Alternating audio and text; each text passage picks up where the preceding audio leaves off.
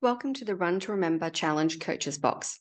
I'm Amanda Reeves, Operations Manager here at Hands Across the Water, and your host. I'm joined by Dr. Sean Richardson, a world-renowned leadership and mental performance coach with over 25 years of experience helping athletes and teams achieve peak performance. Sean's background as an elite athlete, combined with his doctoral research on high-pressure environments, has made him a trusted advisor to Olympic athletes, professional sports teams, and aspiring professionals worldwide. From building the mental skills to perform under pressure to helping individuals avoid burnout and unlock their full potential, Sean brings a wealth of expertise to the table. It's an absolute pleasure to have Sean with us on the podcast today. Hi, Sean, and thanks for joining me today. Thanks, Amanda. It's a pleasure to be here. Now, I know you've known Peter Baines for quite a while now. You're aware of this crazy adventure that he's set off on to do the Run to Remember. But if we could explore a little bit about your history with Pete and how you got to know him, and then we'll delve into a little bit about who you are. Yeah, look, I think I might have met Pete 15 years ago through mutual friends and professional development, and saw Pete give his extraordinary keynote, and just that inspiration around his commitment to making a difference in children's lives and people's lives, just overall was something that drew me to him to begin with. And I think there was just sort of a natural shared love for activity and outdoors, and he was interested in what I do around high performance. So it was a good relationship straight away. And then I got involved with the Future Leadership and gave a couple of talks there on leadership, on high performance, and certainly around managing your energy to be a high performer and making sure that you avoid burnout, and a lot of the things that have to do with being able to go out and push yourself as hard as you can, but also be kind to yourself and take care of your both mental and physical health. Yeah, absolutely. And I love researching a little bit about you and learning how you are doing what you're doing now about these high performance and leadership experiences for people. But, you know, it is across a broad range. And you've got extreme athletes, you've got successful performance artists, sporting teams, and then CEOs and corporate teams and team building. You wouldn't think there was a connection between all of those things, but you've highlighted to me that there's quite a few physical and mental attributes that sort of cross all those playing fields. How did you get into this area of work, and what sort of drove you to focusing in on this niche area? Well, it started probably pretty young. I grew up with a father who was an Olympic athlete in rowing for Canada in 1968. And so I grew up with a sense of that high performance and striving to be the best in the world is normal. It's just what you do. And I had a couple of attempts in different sports. I was a pro windsurfer for a while, and when I was 18, 19, 20, and had to go on the pro tour. And then I decided to follow my father's footsteps and had 2 attempts at the Olympic Games in rowing as well. Unfortunately, I got injured both times, but that led to me writing a PhD on injury and burnout and in high pressure environments. So look, it started young. And then when I studied, it really grew for me, because on a very personal level, as much as I was always learning to push myself in whatever I did, whether it was sports or academics or other forms of performance, and enjoying that, when I studied psychology and I learned how the brain works, it kind of doubled my passion for that understanding of the intricacies and how what we know about the brain can be translated into being able to get more out of yourself. And then, of course, with my PhD work, being able to understand that even when you're striving for the best, or not even, or even more so when you're striving to be the best and at the highest level, you have to find balance, and you have to be able to manage both your physical and mental energy and your recovery. That made it even more of a passion. And through my studies, I got to see that I could apply this to my own life. I could apply it to helping other athletes. And I certainly, through my studies, recognize the opportunity to apply it in other high performing areas like in business. And I've worked with musicians and rock bands, and also with dancers and performers, the Australian Ballet Company. So I'm being able to see that at the core of it, we are human beings. We have a brain. there are a lot of similarities in how we function. If we understand it better, how the brain and the body work together, we can help anybody get the most out of themselves in whatever their endeavor in life. So it wasn't so much that, you know, business is different than sport, is different than ballet, is different than music, or is different than just, you know, striving to achieve your goals in the gym, or, you know, your role as a parent. But Yeah. what's similar is that we're all human beings, and the things that make us tick and affect our performance in any of those areas are the same types of things. And so that's was it allowed me to really bring my knowledge and expertise that I built through studies and research and passions for what I love in life together. Yeah, it's so interesting. I love understanding the drive behind people, and sort of how you play it all in, and how do you do that balance, because you know you're a busy dad, you're flying everywhere, and you have this crazy career, and all these other people have hectic schedules as well. Like, how do you balance these things? How do you balance yourself, your performance, your career, your family, your partner? Like, there's a lot to factor in. It's all well and good to say, oh, you know, you should get a full night's sleep and make sure you eat well. And, you know, there's a Yeah. lot of things that are put in your place that are Yep. hindrances. Yeah. Well, the first thing is that it's not a perfect balance, but you're always striving for balance. So the Mm. attitude is you don't have to be perfect with this, but you're striving to be as balanced as you can. So for me, it's a little bit of the 90-10 rule, with just about everything. So if 90% of the time I'm getting into bed at the right time and getting a good night's sleep, then that's pretty darn good. If I'm 90% eating really healthy food, that's pretty darn good. I mean, with food, I try to be a bit more like 95, 98, even if I can. So I'm very vigilant around that. But I think even before we talk about what it is and what makes the difference for balancing your energy, the really, to me, there's got to be a sense of ownership and buy-in. Is that it's that you want to do it, Mm. because doing these things because you feel you have to, or that someone else has told you, you're probably not going to keep them up, or that in and of themselves, by feeling the almost a pressure, you feel stressed about doing these things. For me, people look some parts of my lifestyle, oh, I just couldn't do that, or I couldn't do that. That's hard. It's actually not hard for me because I really feel good about it and I enjoy it. And so a lot of it comes from that sense of you found your way to this because you want to. It's a sense of purpose. Now, not to say that everyone doesn't want some form of balance, but if I said to someone, look, I don't drink alcohol, I limit my coffee to one a day and no later than usually 10 or 11 o'clock in the morning. I try to get to bed before, 9:30 or 10 o'clock latest every night, sometimes earlier. I eat whole food, organic, mostly veg and fruit diet. I do have some seafood. I don't, like if I start to roll out some of the commitments, I make it sounds like I'm very disciplined and all my Mm. life's boring, but I wouldn't say to someone, you've got to lead my life. But I choose those things because I really love it. Like I feel good about myself. So it's sort of part of the balance equation is not being stressed or pressuring yourself into doing something, but really engaging in things because you want to. They fit with your goals in life and your sense of purpose, because that will also help bring you about. So there's a bit of a mindset around this, which is there's not one specific way to get it all right. You've got to find your own way, and it's got to be something you want to do. All right. So what I was saying is that it's great to find your own way, and there's no sort of demands of how you got to find your own way to balance. However, there are some big elements that have a huge impact no matter what you're doing in life. And as most people probably know, they have something to do with sleep and they have something to do with nutrition. Those are your two biggest forms of balance and recovery. And but fundamentally where I focus on is how all of these things affect your energy.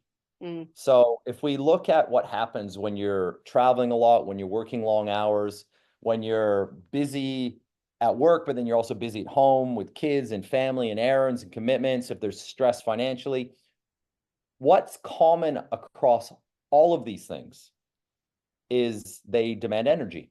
Mm.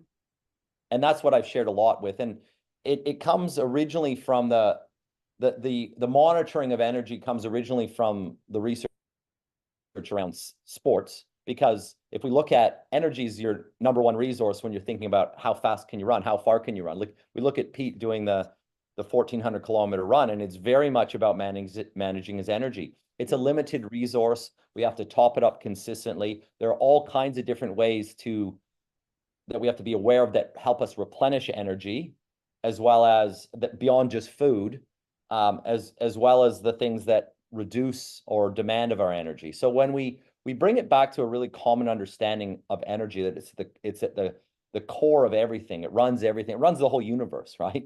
Yeah. Is energy, literally. But in our bodies, when we understand that, then we can start to make sense of how do you balance your life. So the simplest understanding I have for my own life is I'm very aware and monitoring where my energy's at and the symptoms of when my energy is a bit down. Now, not everyone thinks about, some people think the symptoms are just when I feel tired, my energy's low. Well, it's a little bit like when you feel thirsty, you're probably dehydrated, but you started to be dehydrated long before you felt thirsty. So it's not just, oh, I'm tired, my energy's low. It's being a lot better at actually monitoring and being aware of smaller symptoms and the things we might brush off that are actually indicators that my energy's low. And then when you are able to recognize that, being able to have a response to it. So when I travel, I have days where I don't get as much sleep. Yeah. Absolutely. I'm sleeping in 4 beds. I maybe don't eat at different times of day, although I'm very good at eating well. Even when I travel, I'll take a bag on the airplane. I've gone to Woolies and got some organic fruit and veg and some things that I know are healthy for me.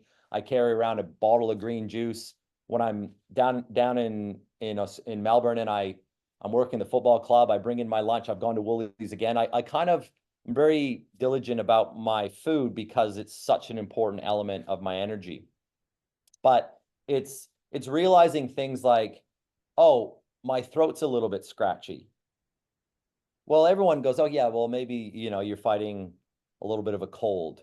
Well, that's an indicator of actually a little bit, my energy's been a bit down because every system in your body requires energy to use. So we tend to think the fatigue feeling of using our muscles when we go to the gym or we've been running around all day, that's very noticeable.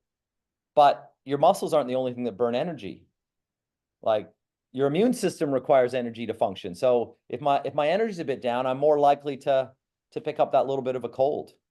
It's so interesting you say, because we do really brush off those little things. You're like, oh, I've just been in the aircon in the office too much, or I've just been in the plane, and yeah, there's all those little things that you go, oh, geez, my eyes they're just a bit dry. I've been on the computer too long. That you just go. There's always an excuse that you play off for things, or going, oh, I've just got to get through this project, and then I'll be okay. That's right. And yet, if we go to some of those things, what computer screens, air conditioning, working and problem solving, those things actually burn more calories. Like you would never think of it that way, but what they do is they stimulate your brain, and your brain cells use twice as many calories as your muscle cells. This thing up here is 3% of your body mass and will use 25 to 30% of your metabolic rate or your energy in your system. So and we know that if you start using this, if I'm thinking intensely, we can actually measure that and see a second to second increase in burning calories. So it is like a muscle, and we have to think of everything drawing energy. And so when we brush those things aside, when we talk about balance, we don't think of fueling those little symptoms. We don't think of getting recovery for those symptoms. We actually wait far too long. It's like, I am so tired now. I need to sleep more. And then we think sleep and nutrition are your biggest forms of recovery, but they're not enough on their own if you're burning too much. Yeah. And so you have to be able to be aware of so many other areas where you're burning that you don't necessarily viscerally feel them or notice them quite the same. And I don't think you place enough value, and you feel a little insecure when you say to people like, I'm just so tired. They're like, you've done nothing all day. You haven't worked out, haven't done this, you haven't moved. How can you be tired? And I think, particularly in problem solving or project work or in planning big things, that, you're constantly thinking and troubleshooting and planning and going, I need to speak to that person. Your brain's constantly ticking. Yeah. And I came across a researcher who was an anthropologist of all things, and got very interested in if there were metabolic, like average metabolic rate. They call it the basal metabolic rate, which is how much your body just burns energy on any given day. If there were differences between more traditional tribal communities, like in Africa, and say someone sitting on a desk in America, and thought, well, of course, if these people are still hunting and gathering in these tribes and running all day, certainly their metabolic rate, their across 24 hours would be much higher. You'd think have to be. Have to be. Have to be. It turns out it isn't. And so he said, why is this happening? He got interested in measuring it. And so one of the ways you can measure it's the same as when someone gets on a treadmill and they're doing an energy expenditure on a treadmill. You can measure the energy expenditure through the expiration of carbon dioxide, because that's the output after we're breathing heavy and breathing in. And so that measure, you can calculate moment to moment how many calories someone's burning. There's other ways to calculate it as well, but that's one example. And so he started to put a CO2 mask on people, like university students, and he would give them more difficult problems that would require a higher level of intensity of thinking. And he could see the percentage of calories going up while they were thinking in these deeper and more intense ways. So it's a real thing. It's not just, oh, I feel a bit tired. It's like going to the gym for your brain. It just manifests differently. So your decision making won't be as quick. You might feel a little bit less motivated. You might just you can actually still feel tired, but it manifests in ways that aren't as obvious. So like you say, we think, oh, I shouldn't be tired. Yeah. Well, no, you should be. And we're just scratching the surface here, because we can say there's the measure of, that's just if you have intense problem solving. But what happens if you're feeling a bit stressed and you have thoughts whizzing around in cycles in your head? Yeah. So you're ruminating on something. That increases your energy demand. Yeah. And then you have, with those thoughts, there's anxiety. Your anxiety system, in a sense, produces energy, but it has to like suck a lot of energy out of your system to produce that intense cortisol stress state. Like it's energizing in a sense, because it's designed to help you, as we say, fight or flight. If there's a threat, get yourself out of there. But you've had to recruit an extraordinary amount of energy to be in that emotional state. So we got emotions, we got thoughts, we got problem solving, and then there's environmental energy demands. When I'm looking at a screen like I'm looking at right now, artificial light lights up my brain, and that stimulus also creates more energy demand. If I've got noise and irritant, like someone's got a construction site a few houses down, and it's in my head, all that's taking energy. We call that environmental energy demand. I know. I can hear the meeting next door literally clapping somebody now, and I'm like, is this disturbing you? And like, all then your mind starts getting distracted. Yeah. And that's why like the noise canceling headphones are really great. I go on an airplane, and those are in with classical music, because I just feel like I want to go into that world of my own. And it's really good, because I travel so much. I'm done with the safety briefings, but yeah, totally. You could probably host it for them. But it's amazing, even the sound reduction from flying, a couple times a week, when you put something that just blocks that out. Like when I take those out in the middle of a flight, wow, is it ever noisy? Yeah. That whooshing sound of the jets, and all of that actually demands energy of us. Totally. And then probably one of the other hidden areas that demands energy of us are people. Like I would say hidden. We all nod our heads and go, yeah, of course people do, but we call it social stress or social energy demand. It doesn't necessarily have to be negative, but it takes more energy, probably from all of our centers, emotions, thoughts, all that mental intensity and thinking. It takes energy to engage with people. So you could take a salesperson, or just even a team that's working together, and it could be a super positive day. So they'll say, oh yeah, I feel excited and energized by the day. But really they're tired because even if it's a positive day, interacting with people takes a lot of effort. more so than if you were spending the day on your own doing admin. Yeah, So, totally. so these are all areas of what we say energy demand that we don't think of. So when it comes to me balancing my day, I'm aware of those things. So I look for little breaks. And how do we deal with that? I look for little breaks in my day. I'm not going to just wait to hope if I get enough sleep at night. That might not be enough. If I just had an intense hour and a half in front of the computer working on something, then I'm going to, go to the lunchroom or sit outside if I can with a snack, put some headphones in and just sort of take in a bit of sunshine, enjoy the day if I can. For even if it's for 5 minutes or 10 minutes, just close my eyes, turn things off. We call that a micro break. And that's very rejuvenating for the brain. It's not going to give me all my energy back, but it's going to make it so that I've brought the brain back down to a kind of a blue, calm state before I step into my next piece of work or my next meeting or my next engagement. And we don't think of it that way, but if you look at it, the model's already there in sport.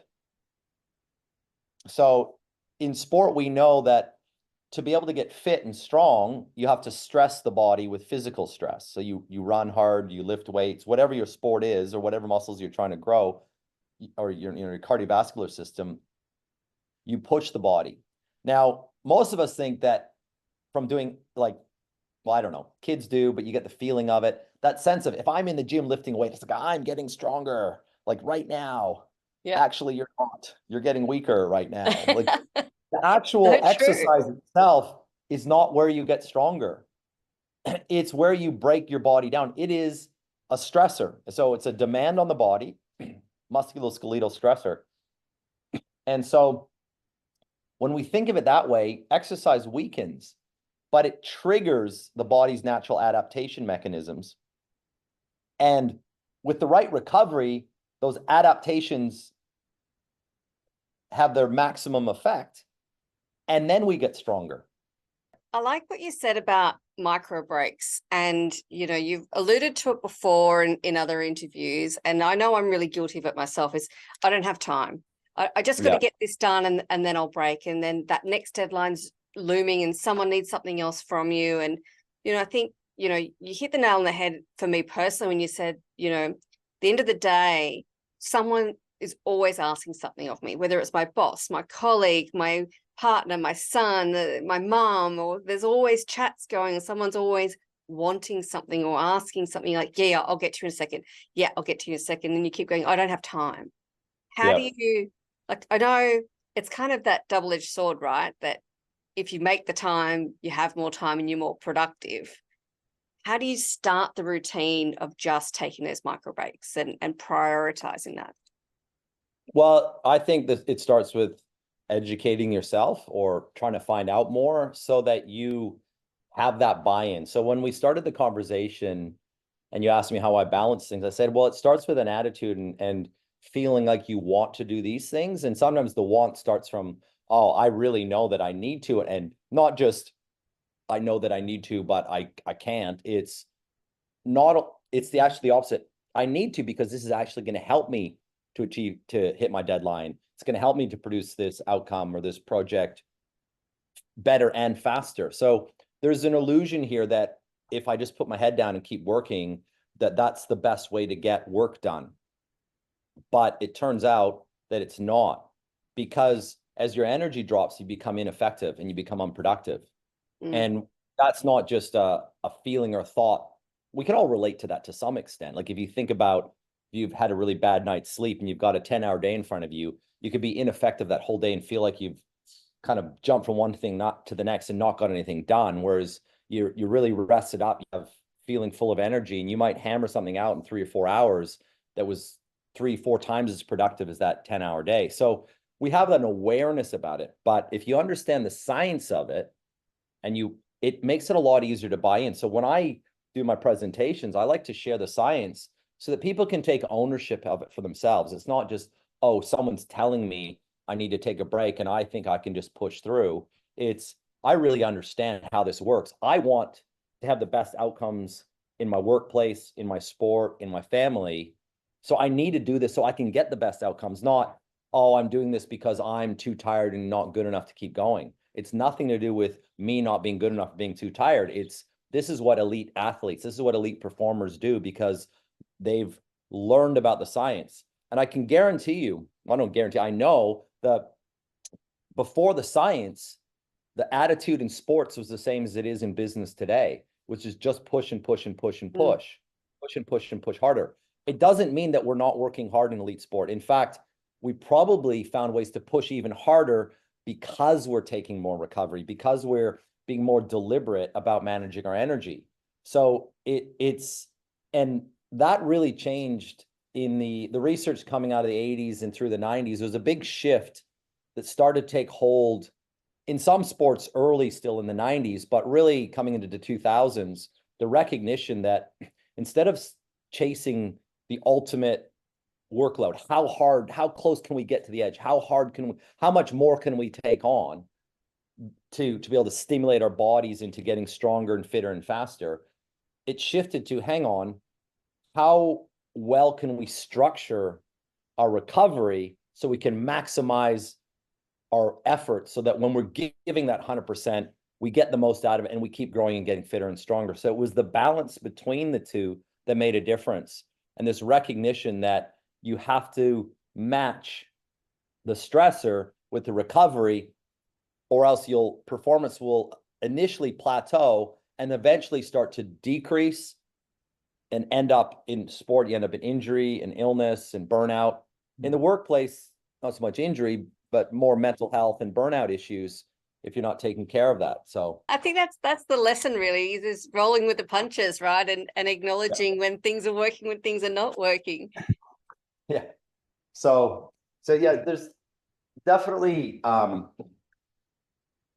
I say, coming back to what helps people is I never like to tell people what to do, because I'm probably the best at not paying attention to what someone else tells me what to do. Yeah. But if we've kind of taken ownership of our health and our energy ourselves, and we've learned about it, then at the very least, when we're getting it wrong, we can acknowledge that and identify it. It's like, how many people, like, I know I need to eat better, but I don't. But at least you know. And then what's going to be your motivator? Now, I find that with athletes, the motivator has definitely been through a few decades now of education and awareness. Someone starts to focus more on structured and deliberate recovery, which includes micro breaks and good nutrition and sleep habits and ice baths and in some case saunas and sleep routines and all kinds of different, and meditation and mindfulness and relaxation strategies and things that you build in throughout your entire day. Well, if your competitor does that and you don't, they beat you, you think very quickly, well, I'm going to start doing that stuff. It's just not so obvious in other parts of life. And once again, and also in business, if we're looking at work, it's not so obvious in business, because not only is it the symptoms of energy imbalance aren't as obvious. Well, they are to me because I'm paying attention to them all the time. But when we haven't learned about them, they're not as obvious as physical fatigue. The other issue is that our performance is not as clear. It's not as tightly measured. When you're an athlete, you're measuring milliseconds and millimeters and, GPS, like I work on a football team, and the footballers on a GPS tracker every training session, and they've got a team of sports scientists monitoring every step they take, and whether they're 2% off their high speed running or their average speed, or whether top sprint speed, and they're, oh, geez, he's a bit off. Okay, bring him in. We got to check out and make sure he's okay. We're not monitoring performance so closely and tightly because we can't in a work environment. You could be performing at your best, but you're not going to see an outcome of your performance for weeks or months. Like there's a lag in terms of, and you might be a small contributor on a bigger team. How can you really measure that well? So I think it is very challenging for people to get a sense of what's making a difference, what's taking their energy out, what's making a difference to them being able to be at their best. It's very hard to tell. We basically go on feelings, and then the more obvious feelings, and we're very good at also blocking out feelings. So then those don't work very well. So there are some really big challenges, but if you can educate and learn then you start to be proactive and you don't even wait for the symptoms. You just make good decisions throughout your day to manage your energy and keep things balanced in that way. So when people talk to me about balance, bringing it back to your original question, I don't think so much as work-life balance and family balance and the balance of time. I think of the balance of energy. And there are days where you could say they look very imbalanced. I've gone for like 15 or 18 hours, but and we're capable of doing that. So we don't have to be afraid of having a bit of stress overload and a bit of energy imbalance. But because I'm so aware of it, I'm making sure either in the lead up to it or in the days after, I'm taking care of myself. I'm getting surplus recovery. I'm doing things during my day. I'm eating better. I'm drinking better. Even before I get any symptoms of anything, I'm doing all of that things because I'm aware of making sure I balance that energy deficit. Yeah, it's really interesting. I think, having that mindset change of just the awareness and the education, because, when you talked about the energy output and the recovery in your work, you just don't think of it like that. You think, oh, well, I'll go to the gym and I recover physically, or I'll do this challenge and I'll recover at the end of it. But you don't structure it into your day-to-day working life of big things that are happening, big projects, or your output of energy and prioritizing. Okay, well, you can't stay at that level all the time. Yeah. Yeah.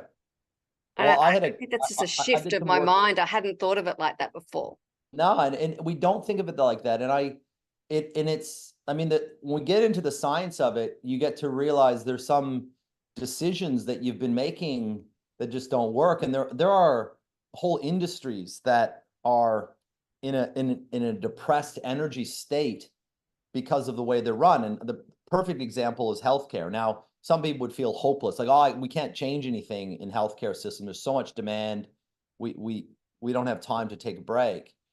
Yet, like, there are trade-offs, right? So if you take a break, maybe you're not there in that very second, but how can you create a culture in a workplace, even in healthcare, where the majority of people still there for emergencies and patients, but there's a little bit of rotation and people are able to take that 5-minute micro break because it's so important. Because as soon as you don't take that recovery break, you become less effective. You're more susceptible to increases in some of the more harmful stress chemicals like cortisol. If I'm tired, my cortisol is going to fire up because it's a survival mechanism. It says I'm going to get stressed more easily when my energy's down. And of course, being in that stress state takes my energy even further. But then if I'm in that state, I'm not going to be as sharp with my decisions. I might be too hyper focused. I'm not going to be able to be broad and lateral with my thinking and creative if that's the case. So what happens is that when my energy gets low and I don't respond to it, I become less effective. So there's some very interesting research done with, say, groups of scientists where they give them a problem that could take them all day, like an 8-hour day. So you can imagine you're at work and you got a team. You say, okay, we have 8 hours today to get this project done or to solve this problem. And they got 2 different teams, and one team, they say, okay, you got to work on this problem, just keep going all day long. Now, I mean, they'd be able to have lunch and things. No one's telling not to go to the toilet. It's not like jail, but they're just just work on it all day long. Get it done as fast as you can. If you get it done in 5 hours or 6 hours or 8 hours, just try to solve that problem. And then the other group, they get them to work on it for a few hours. And then in the middle of it, they say, okay, now you're going to take a 60 or 90 minute. Now, their case wasn't a micro break, but just the concept of taking a break, 60-minute break. And you're not allowed to think about the problem at all. Just complete. And you're not allowed to fill it with others, just some relaxing space. And over time, watching different groups of teams go through these problem solving, these different scenarios, they find that sometimes the teams that don't take the break, they don't even solve the problem. Yeah, right. And whereas the team who takes the breaks are much more likely to solve the problem altogether. And when they do, even if these solve the problem, these ones solve it 3 to 4 hours earlier. Yeah, wow. So you're going, hang on, if you take a break, you speed up with something like complex team problem solving. Now, not everything's going to be the same ratio, but just this concept. And if I bring you to a physical example of it, we get it. So if anyone's ever been to the gym and had a personal trainer or done a program where they do intervals, right? And love those intervals. Like 1 minute as hard as 1 minute as hard as you go, 2 minutes as hard as you can go. And then you've got to take a little break, maybe 1 minute off or 2 minutes off, and then you got to go again. And it's that repeat. And you're in that, wow, it's really challenging, like, the circuit type training. Yeah. Now, if you only took a 2-second break, so like not even a break, but just you transition from one activity to the next, one intense minute to the next minute with literally almost no break, your second or third minute of high intensity would be degraded by 30 or 40%. By the time you get to your fourth one, you're probably at 30% of what you're able to do on your first one, because you're going as hard as you can. You just degrade very, very quickly. But by taking that 1 minute break, if you feel exhausted still when you start the second one, but you're maybe 98, 99% of the first one, and you can actually still be at the high 90%, the fifth and the repeat of that first intensity, just by taking that break in there.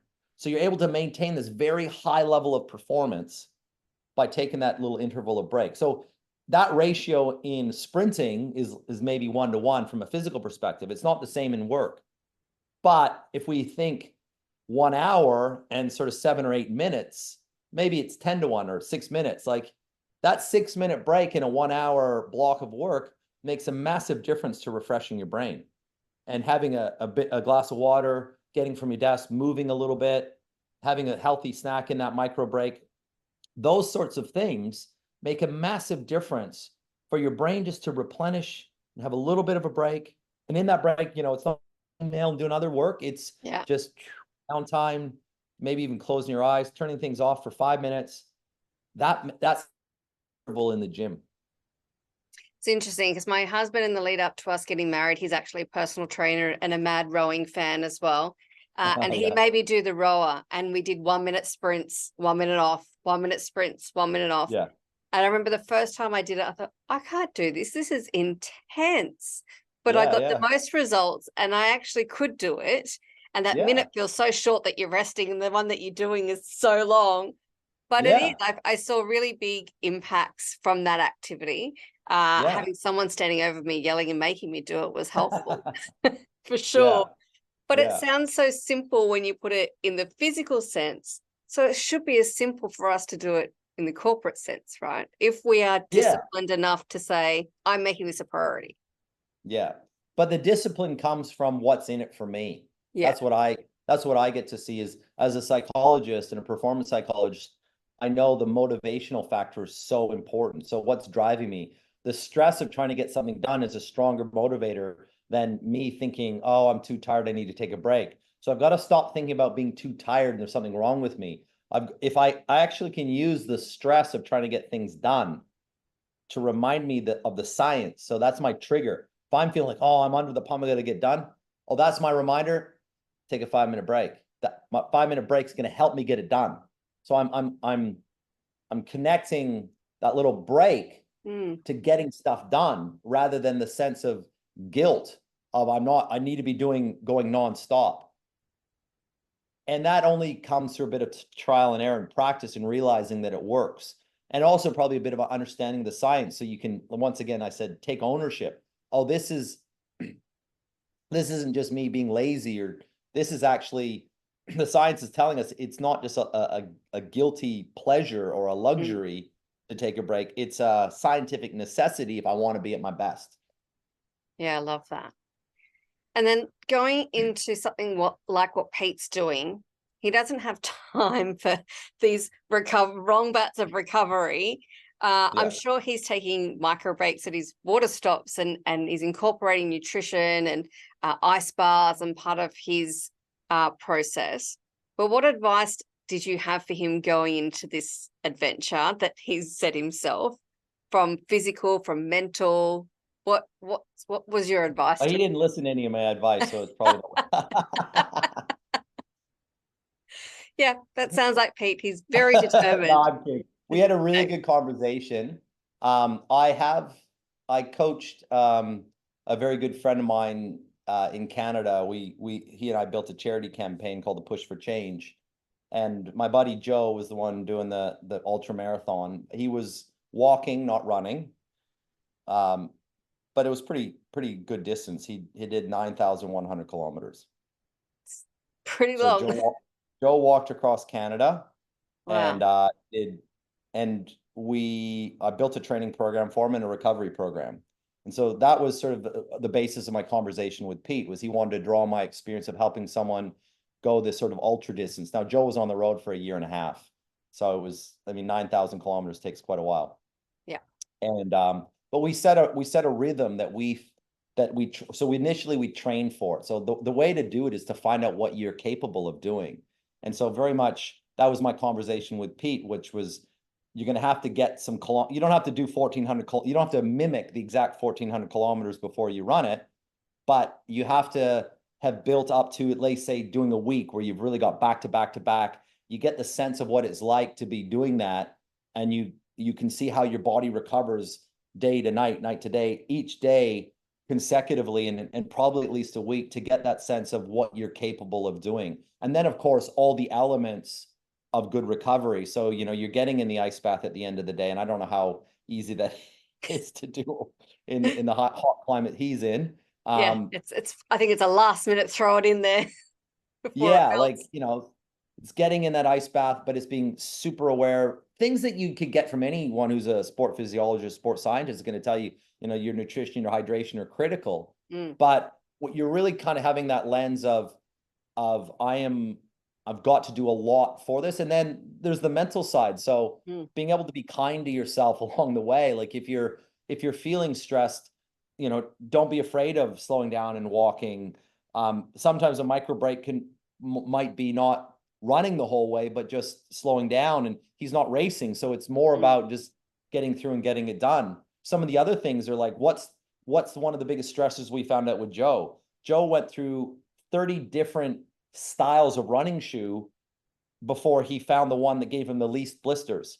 But then I also, back in the day when I was windsurfing, I learned a lot of taping techniques when I got blisters, using duct tape. Because I'm like, Joe, you got to use duct tape. It's the stickiest tape out there. You got to make duct tape band-aids. You double side these things because you're gonna get blisters. Yeah. But this is actually how you can actually function with a blister. So things like, well, having a blister is a crazy stressor, because it's like you have this major pain in your foot that's come from this raw skin. You think it's not just the pain, it's that it's bugging you the whole time. That creates another level of energy demand. So there's little things around this that you don't always think about. So I did a lot of that with Joe, was making sure he had a real routine around the end of the day, cooling his body down, making sure he had the right shoes. That, just as an example, I mean, we spent a solid, initially we did a training program over a 6-month period of time, and then he did the full walk another year and a half later. So he trained again for another sort of 8 months in the lead up to that. But it was being able to be monitoring yourself and say, if you want to achieve it, sometimes with a goal that big, you have to be ready to pull back so that you can achieve it. So you might, and Pete probably been closer. There might be days where he just goes, don't get stuck on a number, right? Today is not a day. If I'm going to do 60 normally, and I got to 50 and my body's telling you can't do this. Now, the mind might be telling you can't do it, but you got to still find the balance of listening to the body. So we'll see how it goes. He's just a week into it. So yeah, day 12 today. Oh, day 12. So he's a bit more than a week. So that's awesome. And I think that hopefully, there's been some things in there for him, and he's being kind as he can to himself. It's extraordinarily challenging mentally and physically what he's taken on. But a lot of it was just about getting to know your body. I know that he really upped his training over the last year. We had that conversation of taking the running shoes everywhere he went and making sure he was running almost every day, because you have to get your body used to, this is what you do, you run. Yeah. So you can mentally choose to do something, but if you haven't trained your body to be in that rhythm of, hey, by the way, you should be running every day, and significant demand on your body every day, it won't be ready for that. So I know that he did an extraordinary amount of training. He has. He also had done some ultra marathon before, not a lot, but he had the experience of, I think he put 5 days together in the past of 50K days. So his build is very much a natural runner. So I wouldn't suggest to someone who's a much larger build and hasn't done that kind of running to just go, oh yeah, I'll just take on any type of exercise at that ultra level. So it's knowing what your capabilities are. But the recovery stuff is massive. You know, just being able to be smart about it, your breaks, your more nutrition than you can imagine, more water than you can imagine. Yeah. And as best you can, trying to sleep and I think that's the being thing, right? prepared. Getting enough sleep. Yeah, and which is Letting the hard to body do heal. sometimes when you're doing that much. Yeah. And I think it's interesting. He's got some great support around him. He's got a great team.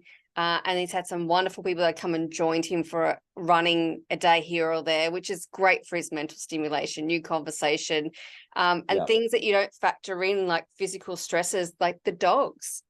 The dogs in Thailand are not used to people running in the dark very early in the morning on the back streets of Thailand. And they're like, what are you doing?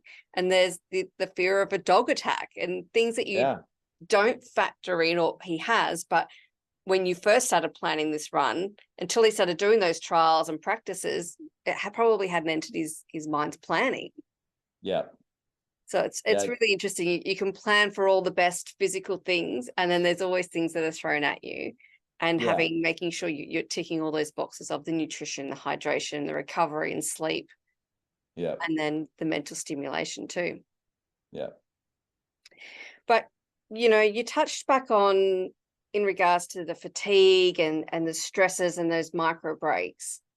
You've touched on before in another interview that I listened to about treating people and yourself with kindness, and you know, having to treat people as people at the end of the day. They're all got a job to do.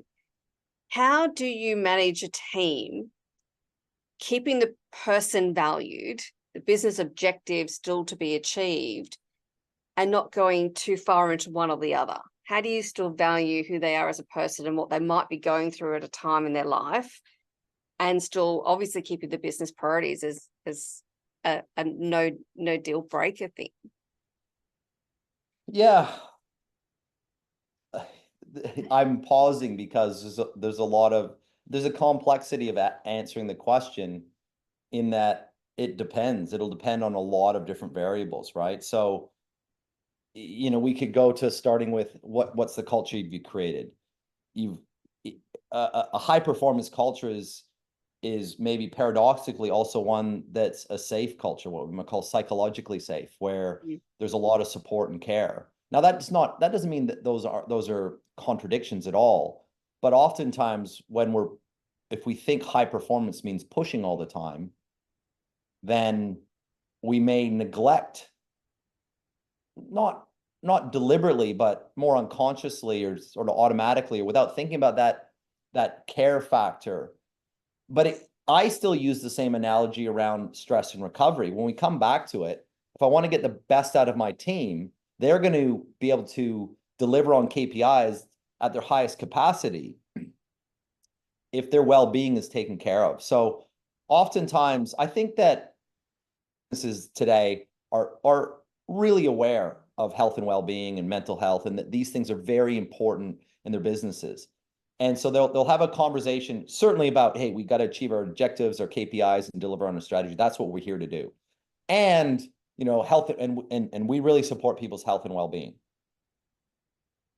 But it's the way that those are discussed is even a problem.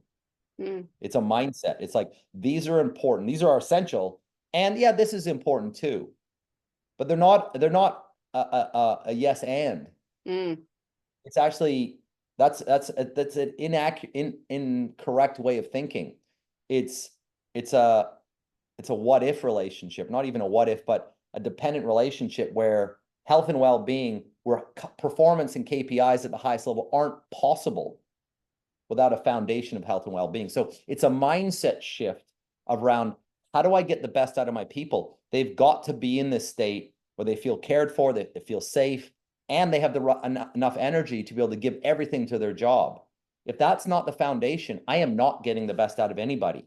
Now, sometimes there's an illusion here, because as humans, our survival mechanisms mean that we can tap into kind of a reserve and give extra when we're already tired. Now, that's designed for an emergency situation. And by definition, emergency should be over within a few minutes, right? So, or maybe at most a few hours. So we can tap into that to save our lives, but we'd be exhausted afterwards. But because we can kind of push ourselves beyond what seems like the norm, it feels like, and we get rewarded for doing that because we can be effective by, digging in and gritting our teeth. Because we can be effective in a short term, it feels like we should just be able to do that all the time. So we're in a way, there's an illusion of our own capability based on what we're capable in a short space of time. And that is not the foundation of high performance. That's the foundations for burnout and stress and poor performance in the long run, even if you get a spike in performance in the immediate, present. So it is about understanding the science and getting that if you want high performance, you've got to get the relationship is that it's only built on that foundation of well-being and solid energy from your teams. And when you have that in your mindset and your radar and your understanding, then it kind of guides all your behavior. So what I'm going to be looking at my team through that lens, and I'm looking at you. So in sport, we literally have monitoring every day of the athletes where they fill in a 5-question checklist about sleep and soreness, mental load, emotional stability, or the mood, and just 5 questions. And of course, they could just write down the same things every time, but we want them to be honest because, hang on, your mental load is a little bit higher today. We might not change anything. We'll check in with them. How's that going? Your mental load was higher. Your mood is down and your sleep score is down. Okay, something's going on. Maybe you should back you off a little bit. Just do that part of the training program, but just take it easy here. Oh, and you have a scratchy throat. Okay, I think it's better for you to go home today. Like those are the decisions that get made in elite sport. Now, we might not be as drastic as sending people home in the workplace for a little bit of a scratchy throat, because they're not going to, when you run and you breathe hard, you're going to disturb that scratchy throat a lot more than if you just are working. But at the same time, there's a mentality around this, which is, I want to get the best out of you.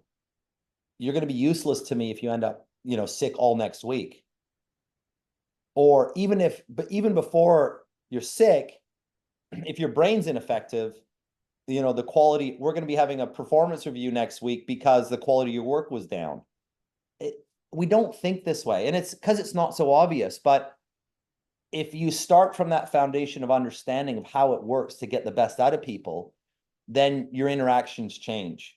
Your care of delivering objectives and KPIs is now linked to your care for people, and that you want to support them to be at their best. And when you start to build those foundations of energy health into your organization, your culture, you also get to know that you can demand more people at the right time. So the stronger that foundation, the harder I can actually push myself. And if I've got a team, I can push you harder because I know that you feel safe, that you've been managing your energy, that you're caring for yourself. So, okay, today it's going to be a long day. I'm going to demand a lot of you. Now we're going to have some micro breaks in the day, and we're going to demand a lot. Now, sometimes there are things, it's also recognizing, and we do this in sport as well, is that your performance on the field as an athlete is not just dependent on your stress and recovery in your training and around the club. You're human. You've got a life at home. You got a house, you got a mortgage, you might have a partner, you might even have kids. Like, you have a lot of other things that are demanding energy. So we have to take those into consideration. And I think when we understand people more on a holistic level in the workplace, then ultimately we sometimes see that our objectives are, depending on where we're setting our goals, which are often, they're not arbitrary, but when we set a target, it's dependent on things outside of our control. That's not really the only measure of success. In fact, the end result of money coming in, it's the number one objective. But should we be measuring our team only on that? And that's where we shift things in high performing teams as well. We we try to measure them on their process.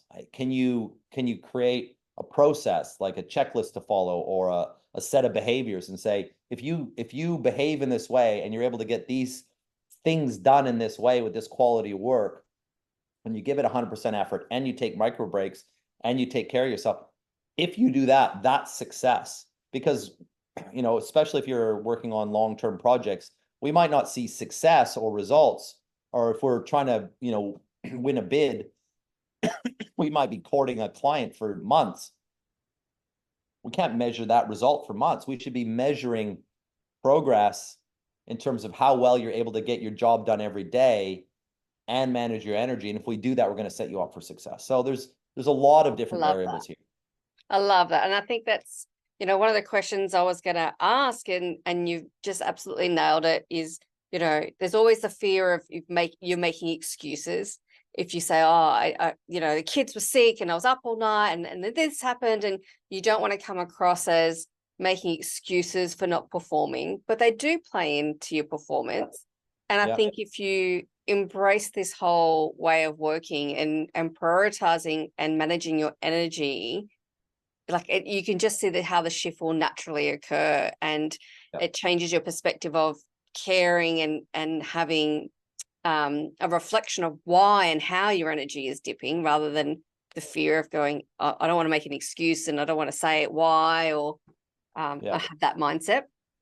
Well, and what you just described is, if I feel I'm making an excuse, what it does, it reflects back on me, and I feel I'm not good enough. Someone else isn't making an excuse, so maybe they're stronger and tougher and better than I am. So it leads back to, in a sense, a personal stressor, which is making me feel bad about myself. I'm not good enough. And to deal with that, then I try harder and I push myself even harder. Now, if I'm in a depleted state and I'm pushing myself harder because I'm afraid that I don't feel good enough and that people don't respect me, or they think I'm making excuses, I'm also just digging a deeper hole into my energy bank. So I'm actually gonna make it a self-fulfilling prophecy, because I'm gonna be even less effective. So it's sort of crazy. And in my research on my PhD, I found that with athletes, that was sometimes the mentality. So an athlete, there's a form of sort of athlete chronic fatigue. We call it overtraining syndrome, where an athlete has pushed too hard and they haven't got enough recovery, and they've been in an imbalance so much that their body just collapses, and they're in like a chronic fatigue state. They can't get out of bed. They sleep 18 hours a day. They might be doing that for 2 years. They're done. Their career is over. It's a horrible, horrible experience. And some, you know, and it really flattens them. But before they got to being that bad, there were symptoms. They were feeling tired. That kind of, and the tiredness wasn't always just from their training. It might be something changed in their home life. Something was keeping them up at night. You know, maybe there's conflict in their family or whatever it was. And then they added that stress to the training load, and they started the fatigue started building up. But an athlete who feels fatigued means that they can't perform as well. So they feel not fit enough. That's their reason. I'm not fit enough. So what does an athlete do when they don't feel fit enough? Train harder. Yeah. Do more work. Get fitter. Right. So if the reason you're fatigued is because you're overtraining already, or there's an imbalance between your training and your recovery, and you train harder, you increase the gap between training and recovery. You increase fatigue, and it's a vicious cycle until you break down. It's such an eye-opening conversation today, Sean. And I think, you know, the message is, everyone can take something from it. It's not your elite athlete. It's the challenge participants. It's in your jobs, in your life, in every way. And I think through all the conversation we've been having with these amazing coaches and adventurers, and every time we talk to someone, we all go, oh, I couldn't do that. And you look at Pete and go, I couldn't do that. And you see these people, and then you speak to them and they're like, oh, I'm no one special. I just gave it a go. And I think having that mindset and giving things a go and having a plan and being kind to yourself has been a real underlying message across the board. It's been really interesting to learn more about, and to not be so intimidated by these crazy adventurers and go, well, I could probably give it a go. Yeah. Maybe not the 1,400 kilometers of climbing Everest right away, but we can all build up to it. And I guarantee you, the guy that walked across Canada, Joe Roberts, he was no athlete. He's got an incredible story.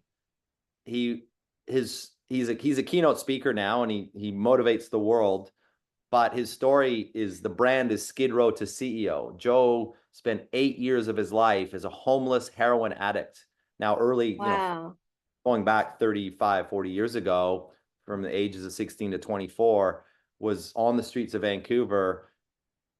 There is, and never forget exercise, did everything to ruin his body, his energy, his health, and got himself clean and ended up going back into business and being very successful. But when he walked across Canada, when he started that walk, he'd never really done any kind of disciplined exercise in his life. Wow. So when someone says, oh, someone's special and they can do this or can't do that, Joe was just determined. Now, he very much had an amazing mindset, because he's like, I'm just going to start doing this. And he phoned me up one day and said, Sean, I did it today. I got on the treadmill and I walked a marathon. I'm gone. And then the next day I get another text. I've done another marathon. I'm going to do this. And because we talked about this idea of going across Canada, and I said, whoa. I love the spirit. And that's why we built the training program, is because to do things that are that big, anyone can do things in their own way, can find their way through it, but you do have to have the structure, you do have to have the right program, and you do have to have the right mindset around kindness and taking care of yourself. Yeah, amazing. Well, Sean, I think, you've inspired me. I'm definitely going to embrace some of these changes. I'm not doing 1,400 kilometers with Pete, but I have committed to 20. I'm not a runner. Right. I have never run in my life, but decided I'm going to join Pete in spirit and started to do it. I've encouraged, I've told my husband and my son that I was going to go for a run, and my 4-year-old said, can I come? So we've started running around the block, and we did 1 kilometer together. And then the other day I did 3, and it's getting there. I'm giving it a go. But he did say to me on our last run, my son said, Mum, how about we just walk today? And I said, okay. And we stopped and we sniffed every flower, and we looked at every bird, and we asked about every plant, and we were so present in the moment. And I think that's, the beauty of this whole experience has been about, it's not always about hitting those Ks or finishing that project, but being present, taking the breaks, and just enjoying the journey. Yeah, well, I love that story that you've just shared, because really it's that enjoying the journey that's going to make it so that you actually do the journey as well. Like when we don't enjoy it, when we push too hard, we often will break down before we get there. And being able to listen to yourself, to your son, to be in the moment, to do those things is perfect. Yeah, it was one of the other coaches that I spoke to, Jenna Louise, had just done this crazy expedition. She said she was walking in the middle of the night through these really rocky, uneven ground. She had a headlamp on, and she goes, I was looking at my feet and I was making my way through, and someone came up behind her and said, stop, look up. And she said it was the clearest night and she could see everything. And it was just in the back of my mind when we're going through and we're smelling every flower. And I've looked up, and there's this cockatoo sitting on the wire above us. And I said to my son, look up. And we just stopped and talked to the bird. And I think that's the beauty of the whole journey, right? Yeah, absolutely.